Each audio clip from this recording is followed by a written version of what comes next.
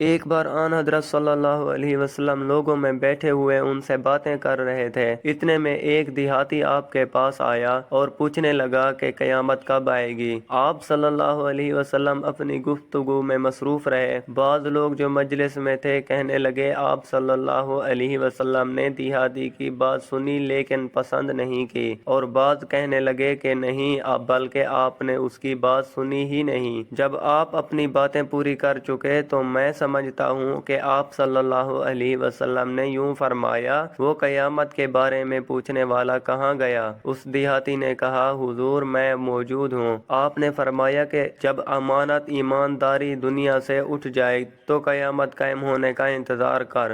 اس نے کہا ایمانداری اٹھنے کا کیا مطلب ہے؟ آپ صلی اللہ علیہ وسلم نے فرمایا کہ جب حکومت کے کاروبار نالائق لوگوں کو سونپ دیے جائیں تو قیامت کا انتظار کر۔ ایک سفر میں جو ہم نے کیا تھا آن حضرت صلی اللہ علیہ وسلم ہم سے پیچھے رہ گئے اور آپ صلی اللہ علیہ وسلم ہم سے اس وقت ملے جب عصر کی نماز کا وقت آن پہنچا تھا۔ ہم جلدی جلدی وضو کر رہے تھے، پس پاؤں کو خوب دھونے کے بدل ہم یوں ہی سا دھو رہے تھے۔ یہ حال دیکھ کر آپ صلی اللہ علیہ وسلم نے بلند آواز سے پکارا، دیکھو ایڑیوں کی خرابی دوزخ سے ہونے والی ہے۔ 2 یا 3 بار آپ صلی اللہ علیہ وسلم نے یوں ہی بلند آواز سے فرمایا۔ آن حضرت صلی اللہ علیہ وسلم نے فرمایا درختوں میں ایک درخت ایسا ہے کہ اس کے پتے نہیں جھڑتے، اور مسلمان کی مثال اسی درخت کی سی ہے، بتاؤ وہ کون سا درخت ہے؟ یہ سن کر لوگوں کا خیال جنگل کے درختوں کے طرف دوڑا۔ عبداللہ رضی اللہ عنہ نے کہا